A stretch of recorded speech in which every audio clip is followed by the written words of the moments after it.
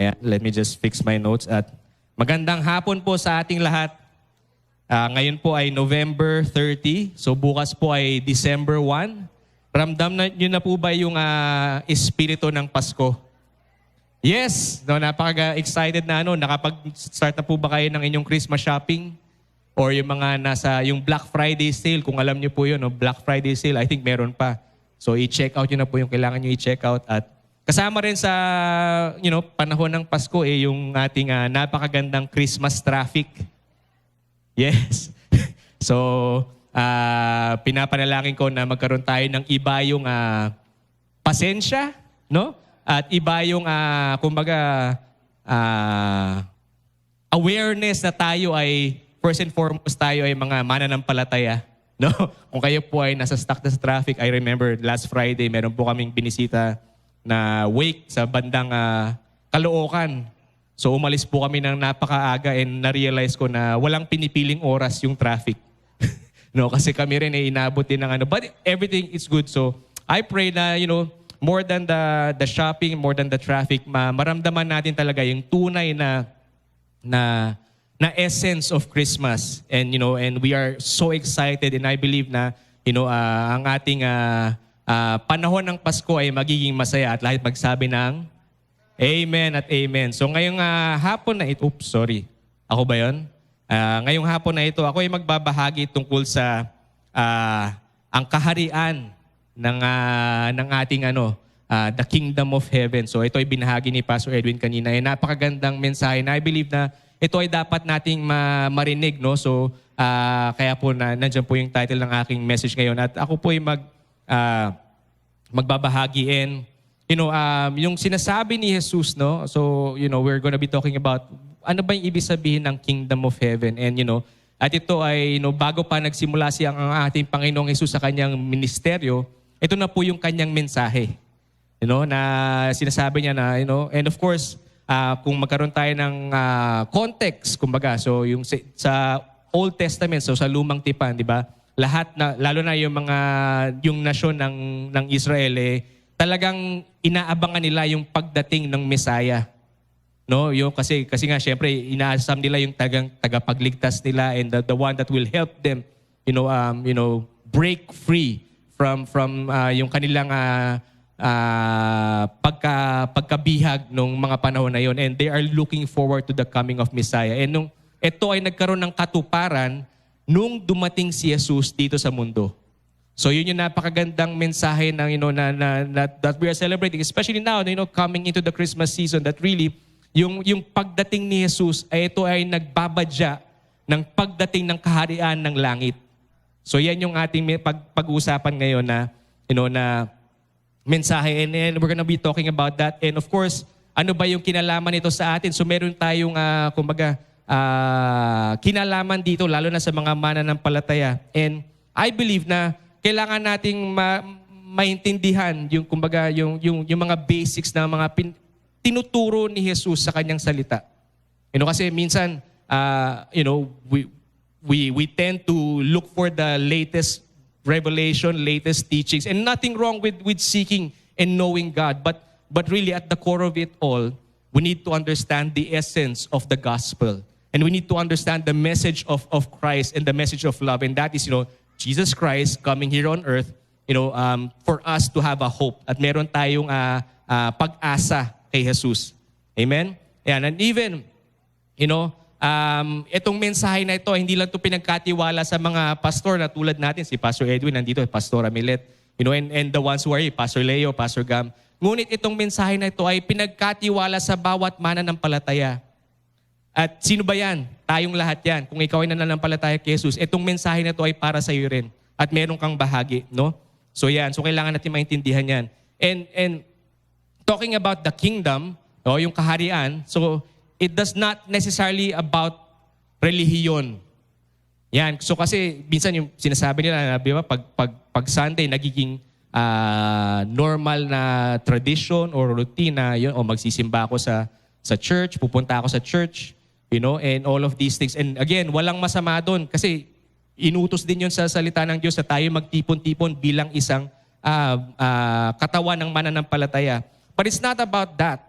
You know, it's not also about joining a church kasi sabi mo, ako member ako ng New Life. Ako ay uma-attend ng walang palya, 3 p.m. You know, hindi ako pumapalya. Umulan man, umaraw, nandun ako every Sunday. Or yung halimbawa sa mga life groups, so hindi ako nakakamiss ng life groups. Again, nothing wrong with that. All of that is good. But then again, it's not just about that. The kingdom of heaven is not just about that. At pinag-uusapan dito ay yung kaharian. Yan, so kasi sa atin, sa konteksto natin, medyo mahirap, o hindi naman mahirap, or parang medyo foreign sa atin yung concept of a kingdom kasi tayo ay demokrasya dito sa ating bansa, no? But meron mga ibang lugar na meron mga hari talaga na as heads of state, di ba? So yan. So basahin ko lang, sa Matthew 4. So pero ngayon, kung ikaw ay believer, ikaw ay bahagi ng kaharian ng Diyos. Di ba? Or kung hindi ka man believer pa, ngayong hapon na ito, meron tayong pagkakataon, but kasi nga, every one of us, we are part of a kingdom. Ang tanong lang ay kung kanino. So yun yung mahalagang tanong na kailangan natin masagot. Amen? So basahin ko sa Matthew 4, verse 12. Yan. So, simulan ko sa verse 12. Nabalitaan ni Jesus na si Juan ay dinakip kaya't pumunta siya sa Galilea. Nilisan niya ang Nazareth at siya'y nanirahan sa Capernaum na nasa tabing dagat at nasasakupan ng Zebulun at Neftali upang matupad ang salita ng Diyos sa pamamagitan ni Propeta Isaias. Verse 15, ang lupain ng Zebulun at ang lupain ng Neftali, daang patungo sa dagat sa ibayo ng Jordan, Galilea at ng mga Hentil. Ang bayang itong nasasadlak sa kadiliman ay nakakita ng malaking tanglaw. Sa kanilang nakaupo sa lilim ng kamatayan ay may liwanag na sumilang. So yung pagdating ni Jesus, ito ay kumbaga itinadhana na or it has been prophesied, years before Jesus came. At ito yung inaasahan ng mga Israelita ng mga panahon na yun. At sabi, merong ilaw. Yan. So nung dumating si Jesus, nagkaroon ng ilaw. And even, when He came, di ba, naalala natin yung storya, there was a star that was, pointing to where Jesus was born. And I believe that's a picture of, what is a star? A star speaks of light. And when Jesus came, He brought forth light to us. Na lahat ng nasa kadiliman, kumbaga lahat ng nasa kaharian ng kadiliman, and I believe all of us before knowing Christ, we were part of that kingdom, na meron tayong liwanag na pwedeng puntahan, at yan ay si Jesus. Yan. Okay? So doon nagsimula yung kanyang ministeryo dito sa lupa. And verse 17 ng same chapter, Matthew 4. Sabi dito, simula noon, nangaral niya si Jesus at ito ang kanyang mensahe. Pagsisihan na ninyo ang inyong mga kasalanan dahil malapit na ang paghahari ng Diyos o ang kaharian ng Diyos. So yun ang mensahe para sa atin na pagsisihan or repent. Yan, so actually ano bang ibig sabihin ng repent? Ang ibig sabihin ng repent ay talikuran. No? So hindi siya 360 kasi pag 360, pag nagano ka, ganun lang din. Right? So kailangan 180 lang. So ibig sabihin, talikuran mo yung lumang, kasi when we're talking about kingdoms, we're also talking about yung mga sistema, kumbaga system of government, system of rule. Kasi pag merong kingdom, natural lang na merong isang namumuno. Yan. May linaw yon, di ba, sa atin, di ba? Merong isang namumuno. And in that, so meron siyang sariling, kumbaga, set of rules.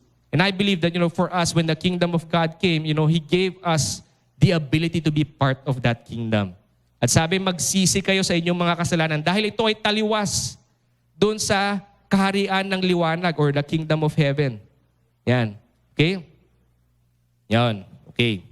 Ngunit, again, sabi ko sa kanila, sa Old Testament, ito ay kanilang, kumbaga, pinangahawakan. Ngunit para sa atin ngayon, sa nasa, kumbaga, bagong tipan, ito ay nangyari na. Dahil nga dumating na si Jesus. Yung katuparan ng pangako ay nandun na kay Jesus, sa katauhan ni Jesus. The kingdom of heaven is here. Hindi na siya darating kasi dumating na si Jesus more than 2,000 years ago. Right? At hindi lang yun kasi yung word na repent dito, yung sa translation niya, it means na ito ay completed action, meaning naganap na, at meron siyang continuing present result. So meaning, nagpapatuloy pa rin yun. So nung dumating si Jesus, nagkaroon ng katuparan yung pangako, at ito ay nagpapatuloy hanggang ngayon. So yun, malinaw. Kaya, God, sent His Son to establish His kingdom here on earth. Yan. So kaya, kailangan natin maintindihan yun. Na, pag nalaman natin yun, malalaman natin kung ano yung meron tayo. The kingdom of heaven is present. Pangkasalukuyan. At ito ay, kumikilo sa ating kalagitnaan. Yan. Kung ikaw ay bahagi ng kingdom of heaven, it is operational here on earth. Right? And it is also accessible. So meron tayong paraan para ma-access ito. Ayan. Okay? Yan. So, isa rin magandang isipin para when it comes to the word repent o yung pagsisisi is yung word na metanoia. Yan. Ano ba yung metanoia? Ang ibig sabihin nito is a change in one's way of life resulting from penitence or spiritual conversion. So yung metanoia, dito natin makukuha even yung word na metamorphosis. Ganyan. Yan. And even yung change of mind. So magpapalit ng pag-iisip. Diba? So narinig natin yung kasabihan, mindset lang yan. Ano ba yung mindset? Set na mind. Diba? But in reality, that is what it means to have a change of mindset. Kung dati, ang ating or default setting is about yung kaharian ng kadiliman, na when we receive Christ, now we have a change in mindset. Na hindi na ako parte ng kaharian na yon. Ako now ay parte ng kaharian ng Diyos. Okay, so kailangan magkaroon tayo ng pagbabago ng ating pag-iisip. At ito ay hindi natin magagawa sa ating sariling kakayanan kasi mahirap eh. 'Di ba? Kailangan natin ng pagkilos ng banal na espiritu sa ating puso, sa ating isipan para mabago yung ating pag-iisip. Sinabi rin sa salita ng Diyos na, 'di ba? If anyone is in Christ, he is a new creation. So bagong nilalang. Hindi lang siya parang napalitan lang. Or parang parang hinugasan lang or something. But you were given a new spirit. The old is gone. Patay na. Yan, the old is gone and the new has come. So yun ang binigay sa atin ni Jesus. So again, malinaw po yun, no? Lahat po, kung kayo po itulog, sabihin nyo, amen. Ay, naku po. Kailangan natin ng change of time slot ba? No? Kailangan natin maintindihan yun kasi yun ang pundasyon ng ating ng ating pananampalataya. Okay? Malinaw na malinaw yun. So ano ba yung kaharian ng langit or the kingdom of heaven? So unang-una, ito ay maganda when we're explaining something, it's also good to explain what it is not. So the kingdom of heaven is not, so yan malinaw, it's not a religion. So hindi siya relihiyon. Alright? The kingdom of heaven is also not a political movement or affiliation. Alright? It's also not a church denomination. Kasi sabihin mo, nag-church naman ako every Sunday, sapat na yun. But kung hindi mo talaga kilala si Jesus bilang sariling Panginoon tagapagligtas, then that's a different discussion. No? You might be going to church, but kumbaga, walang pagbabago na nangyari sa iyong puso at isipan. No? So kailangan magkaroon tayo ng distinction sa iyon. Okay? Yan. So, pag sinabing kingdom, sinabi rin na, when we're talking about God's kingdom, isa lang ang hari. Diba? Pag ganun talaga yung sistema, pag kingdom, isa lang. At sino ang hari? Si Jesus. Sabi sa Colossians 1:16-17, sapagkat sa pamamagitan niya ni Jesus at para sa Kanya, nilikha ang lahat ng nasa langit at nasa mundo.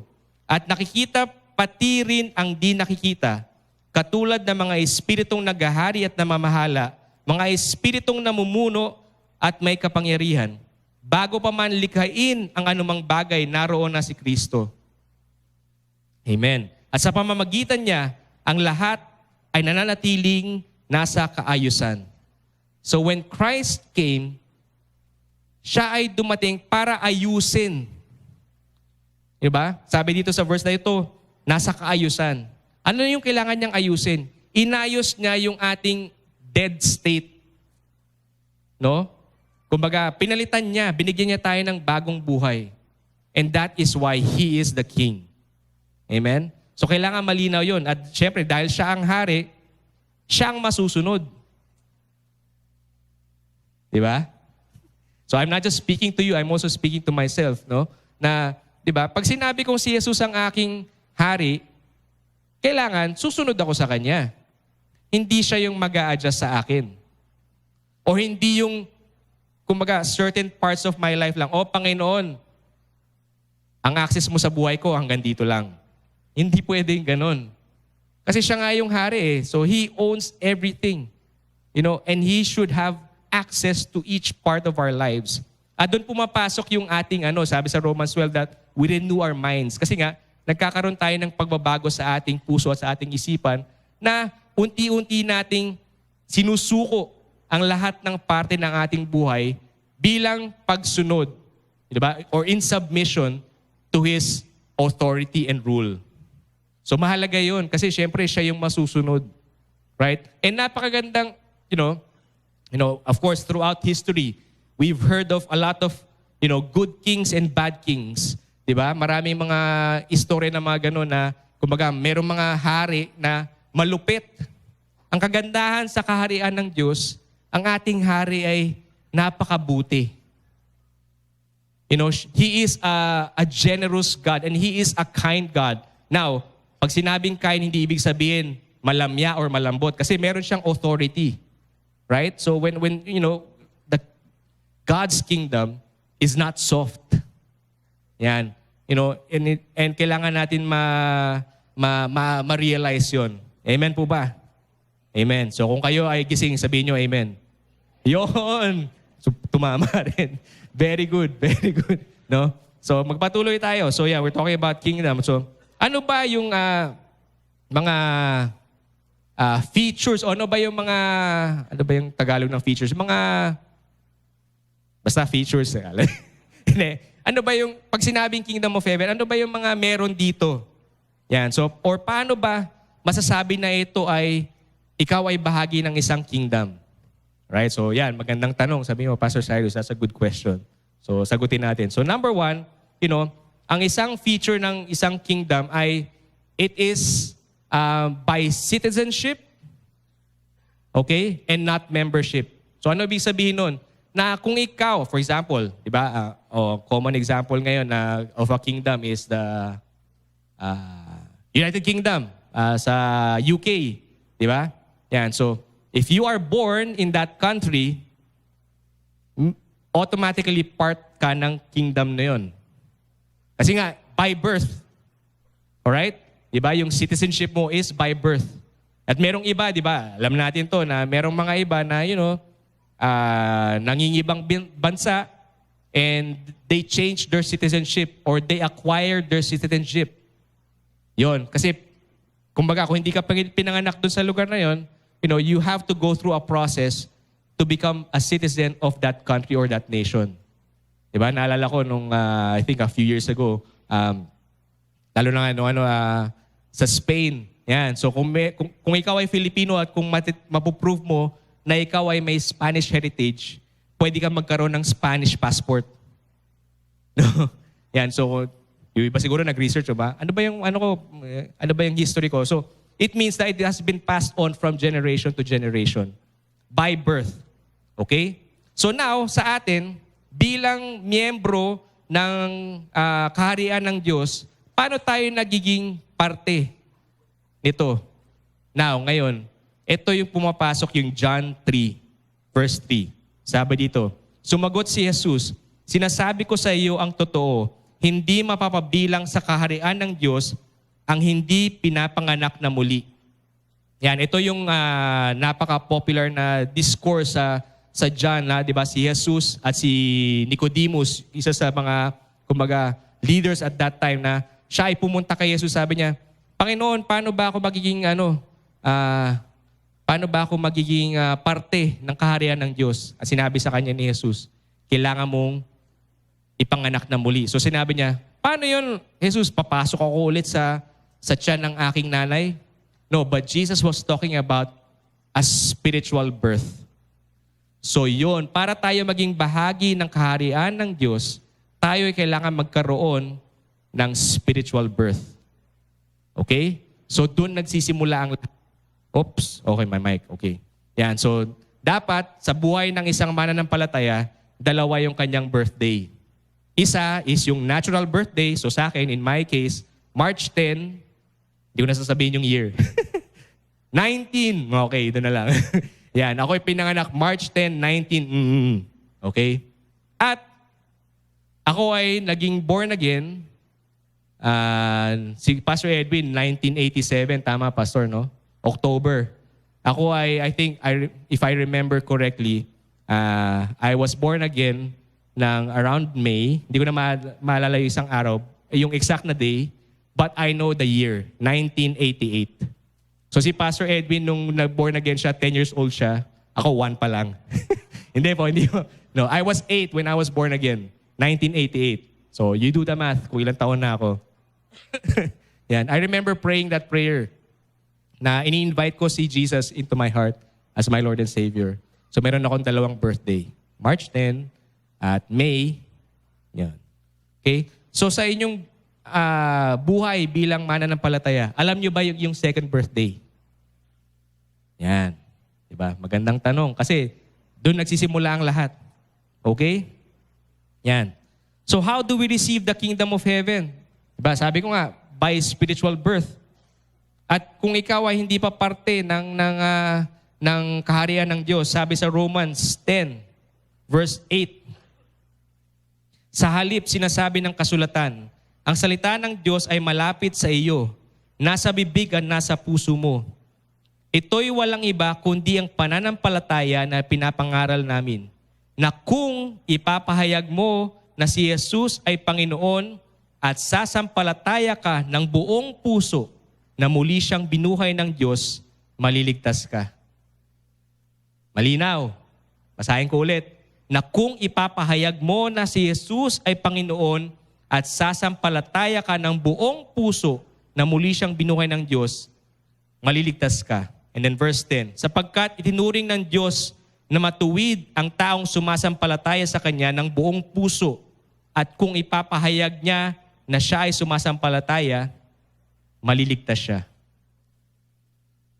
Ngayon, hindi ko na kailangan paabutin yung end of the message para magkaroon ng imbitasyon na maari sa pagkakataong ito, meron in this room and even online na hindi mo pa talaga pinapanalangin ng ang pagtanggap kay Jesus bilang Panginoon at tagapagligtas.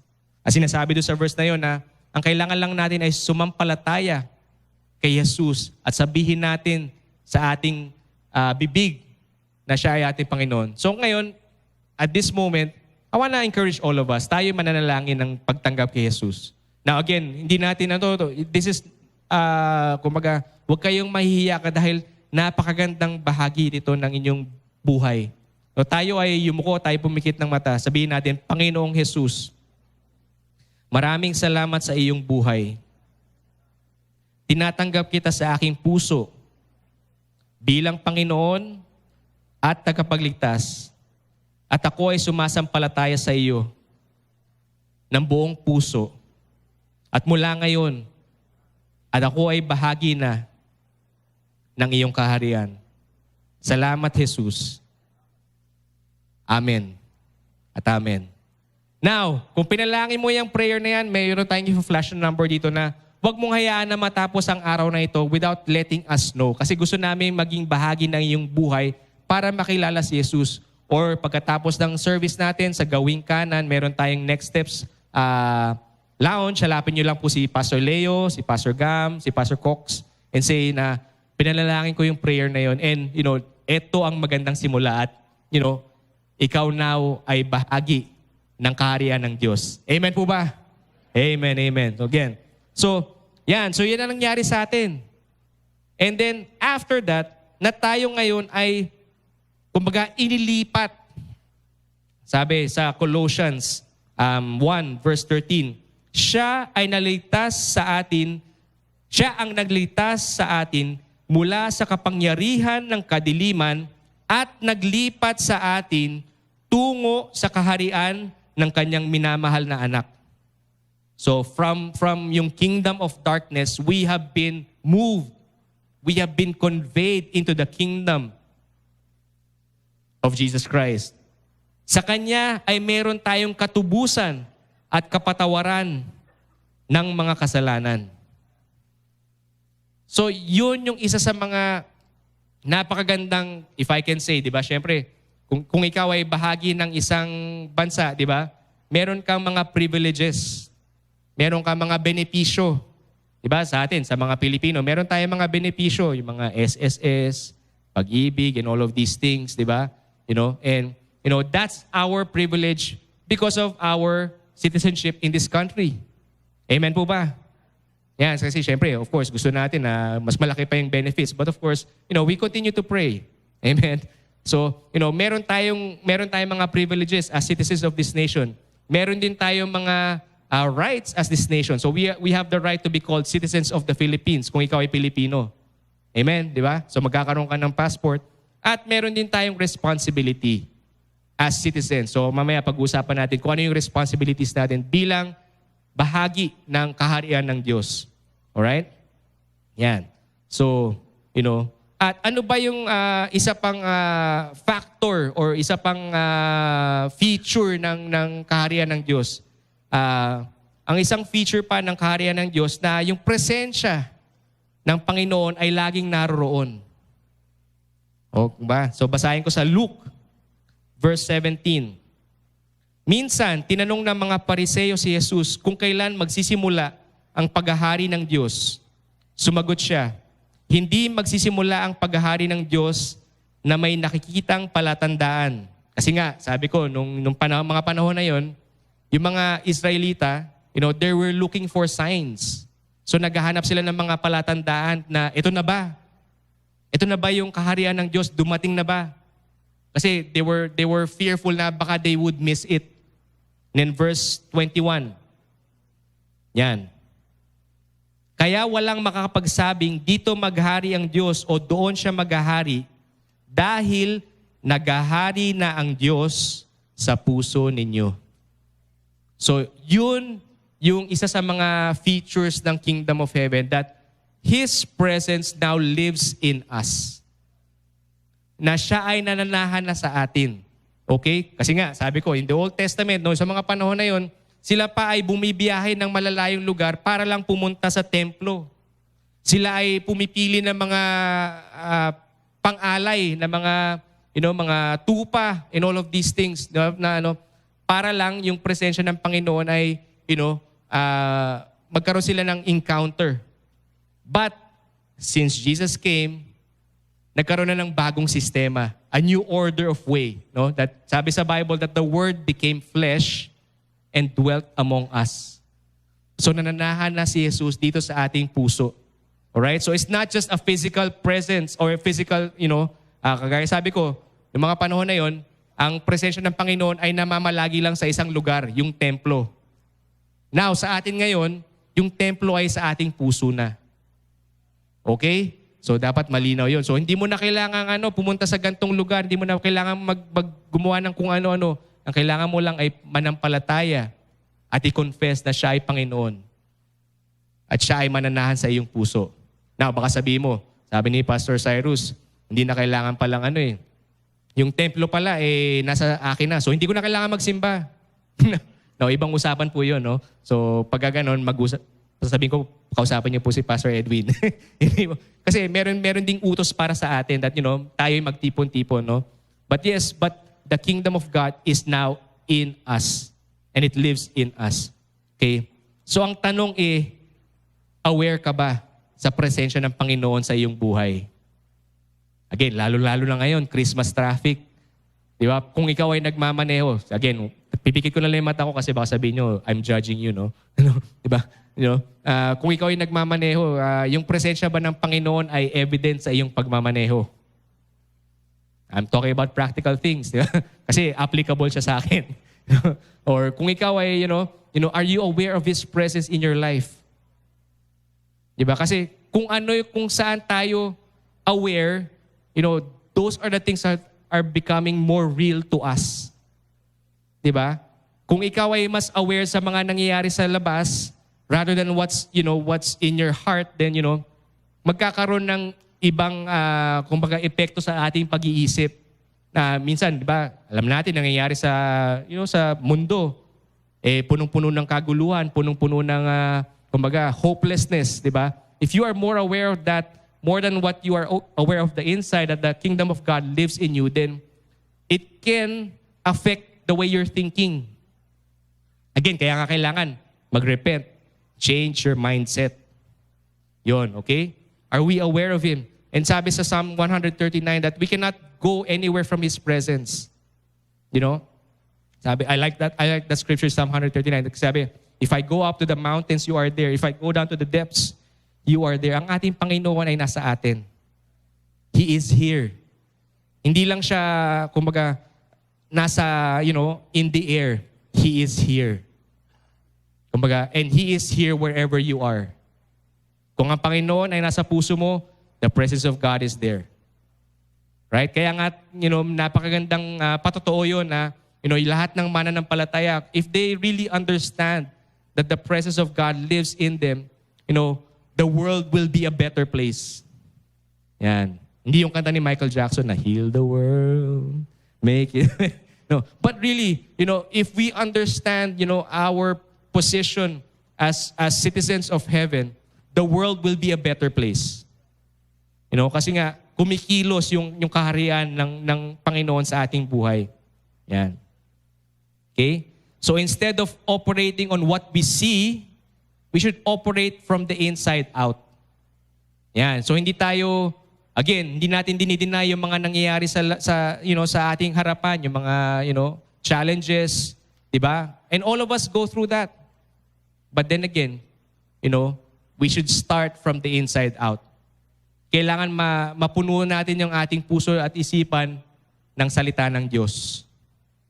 Magkaroon tayo ng revelation. And how do we have a revelation of the kingdom of heaven? By reading His Word. By studying it. Di ba? Ilan ba yung mga aklat na binabasa natin? I remember when I was, 7 minutes na lang. Hindi pa ako nakakalahati sa aking notes. That's a miracle. I remember when I was young, when I was studying sa isang Christian school, na every month, meron kaming minememorize na Bible passage. Every month yon. Tapos, ang nun, kasi I was studying in a Baptist school, yung version pa is King James. So, napakarami. And then, of course, every month, so 10 months. So, at the end of the year, lahat ng mga scripture verses, now, when I say that, hindi lang siya yung parang isang verse lang every month. It's like, minsan chapters pa. Right? And then, we as students, I would remember, tinatawag ito na Pastor's Award back in the day in my school na, pag na-recite mo lahat ng memory verses from the start of the school year until the end, you will get the Pastor's Award.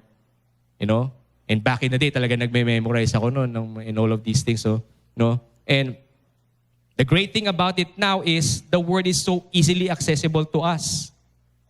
Yes, maganda na, of course, in our smartphones, meron tayong mga Bible apps. That's good. But it's also good to have a physical Bible kasi binabasa mo, minamarkahan mo. Diba? Pinagbubulayan mo ang salita ng Diyos. Yan.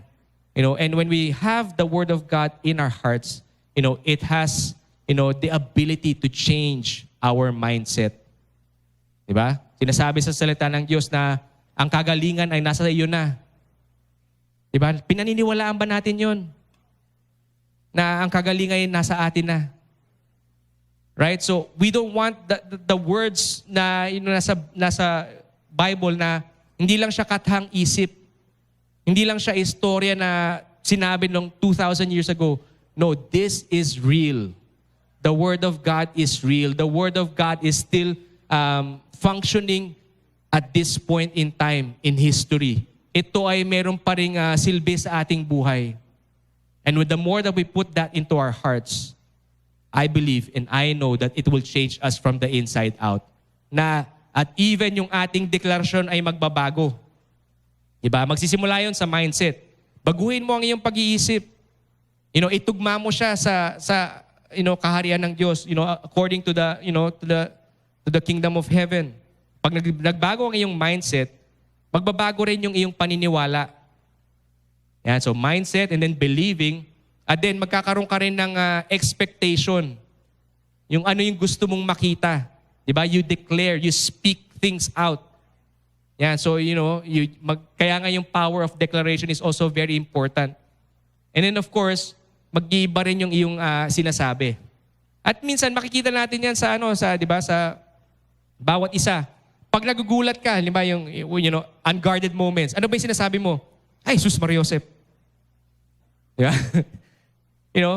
Out of the abundance of the heart, the mouth speaks. Okay? So kailangan yun. At then isa pang feature, as I start to close in a bit, so standby na si Daryl on the keyboards. Yan. Yan. Na isa pang feature ng Kingdom of Heaven is, makikita mo miracles, signs, and wonders. So merong ganong mga palatandaan. Hindi lang siya yung parang, nangyari na yun nung halimbawa, itong nakalipas na October, if you were here nung isa sa mga sessions ni Pastor Angkit, he started to pray for someone na humaba kasi yung isang leg niya is mas maigsi. I don't know if you were here, but then again, I remember I was standing there and he started praying for that person na magpantay yung kanyang paa. And then I saw it. Nakita ko nung una, yung lakad niya medyo, alam mong, and then when we prayed for that and then we continued to pray for him, nakita ko yung pagbabago sa kanyang paglakad na nagiging diretso yung kanyang paglakad. And that is, again, as citizens of the kingdom of heaven, we should not be foreign to those things. Na kailangan ini-expect natin na magkakaroon ng kagalingan sa lugar na ito. Not even in this place na hindi kailangan, kumbaga hindi lang siya limitado na hindi ako pinag-pray ni Pastor Paul, walang healing. No. As believers, you also have that empowerment to pray and lay your hands on the sick. So it's not just the pastors. Right? Now, of course, we are here to pray with you and to pray for you. But as believers, you have that authority to pray and to expect and to see miracles happen. And we should not be, kumbaga, hindi natin kailangan na parang, hindi mangyayari yan. No, we should expect it to happen. Dahil God said so. Right? So, I want to, as I close, magbasa lang ako na isang few more verses. Luke 11 verse 14. Minsan ay nagpalaya si Jesus ng demonyo na pagiging pipi. Nang lumabas na ang demonyo at nakapagsalita, ang pipi kaya namangha ang mga tao. And you see that? Jesus prayed. Jesus casted out the demons and the mute spoke. Meron pa sa Matthew